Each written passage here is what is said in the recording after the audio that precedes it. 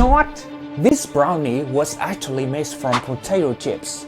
Today I'm going to do an unusual experiment, which is making a full meal using chips as the main ingredient. And after making everything, I'll test them to see whether this idea is genius or a total disaster. I'll start with a simple dish, mashed potatoes. But instead of using roast potatoes, I use Texas tenderloin steak chips from Lay's. Normally you peel and boil potatoes, right? But since the chips were already processed, we can jump straight to boiling. So I boiled them on medium heat and gave them an occasional stir. After simmering for a while, you know what? I saw layers of orange oil on the surface. That must be the oil I used to fry the chips. At that point, it looked more like a potato stew than mashed potatoes. You can see that the chips have broken into small pieces, but they are not completely broken down yet. They gave off a strong aroma of steak and potatoes, so I kept boiling them to evaporate the extra waters and break the pieces down even further. Now it looks much better, dry but still soft. The chips have completely broken down into a mush.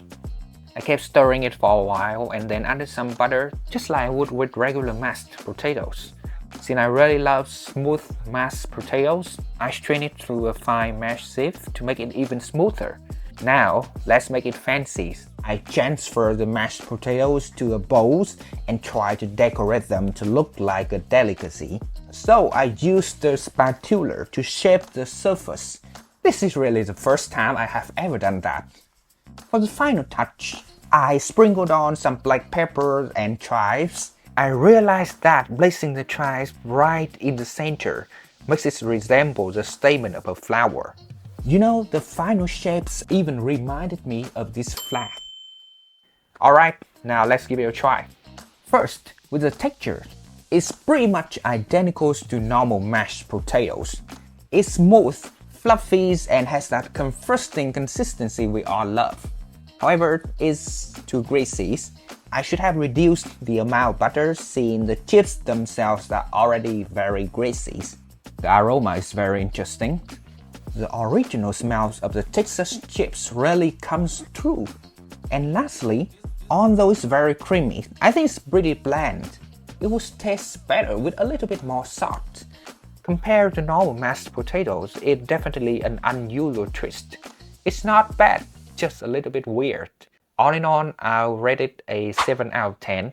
Mashed potatoes is just a side dish, but we need an appetizer too. So I decided to make a classic appetizer, potato soup. First, I fried some bacon until it was super crispy. Look at those drippings, they are gorgeous. Once the bacon was done, I set it aside for later. Next, I chopped up an onion and a few garlic cloves, then sauteed them in the bacon grease. Got to get on the extra flavor, right? I cooked them until they turned nicely brown. Now, here's where it gets fun. Instead of regular potatoes, I grabbed a whole stack of sour cream flavored snacks from Pringles and tossed them into the pot. Yeah, it looks a little bit wild right now, but just the process. Since chips are super dry and soak up liquid fast, I immediately added chicken broth and milk to keep them from burning. When I saw it all coming together, you know what? It reminded me of a cereal I usually have in the morning. I let it simmer until the chips broke down. While I was waiting, I chopped the crispy bacon into small pieces. After a while, I added some salt to the soup. I didn't want it to be as bland as my mashed potatoes. Finally, I finished it off by decorating the bowl with some heavy cream for extra smoothness. Then, putting some bacon and chives right in the centers and topping it on off with a dash of black pepper. Alright, now let's give it a try. You can see that it looks beautiful. I have to say this soup is amazing. It's smooth like cream. For the aspect, Pringles is better than Lay's. When I use Lay's for my mashed potatoes, I just couldn't get that smooth texture, even though I cook Lay's chips longer. When being paired with the crunchy bacon toppings, it's a perfect match. The taste balanced nicely with a bit of sourness from the chips, sweetness from the onions, saltiness from the bacon, and a kick of heat from the pepper. I highly recommend this soup. Trust me, it's excellent. I'll give it a solid 10 out of 10. Okay, so the first two dishes were kind of basics. I realized all I was doing was boiling chips into a mush. That was too simple.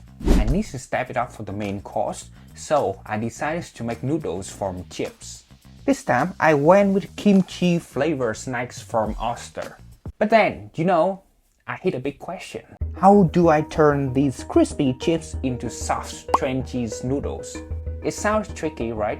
But I had a plan. Grind them into powder. Once I had the powder, I could use that to make the noodle dough. After several rounds in the grinder, I ended up with this orange cheese powder that smells strongly of kimchi. It looks pretty wet, probably because of all the oil in the chips. When I saw it, I was really worried.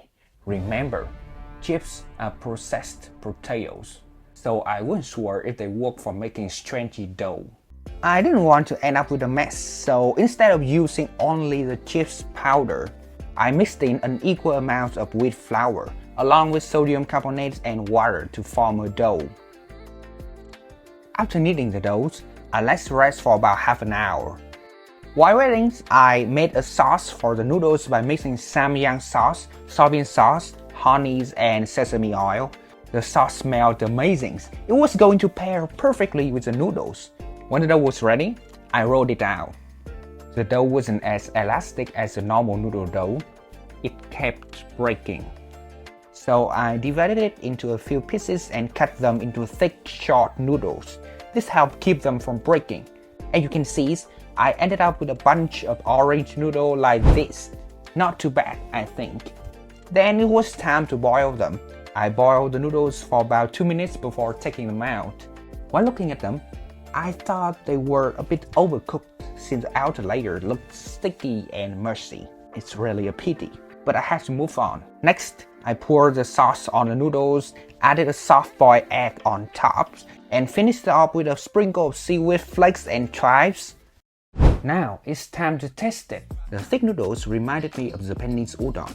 The taste wasn't anything special, and the kimchi flavor turned out pretty mild. I think most of it washed down when I boiled and drained the noodles. However, the texture was really interesting, kind of bouncy like jelly. I didn't expect much from the texture since the noodles looked overcooked. But they ended up being the best part of the dish. I actually like them more than the mashed potatoes, so I gave them an 8 out of 10. At this point, I realized that all the dishes I made so far were savory. That makes sense because potato chips are salty. But honestly, it was kind of boring, so for the dessert, I decided to try something completely unexpected. Why don't we make a brownies out of chips?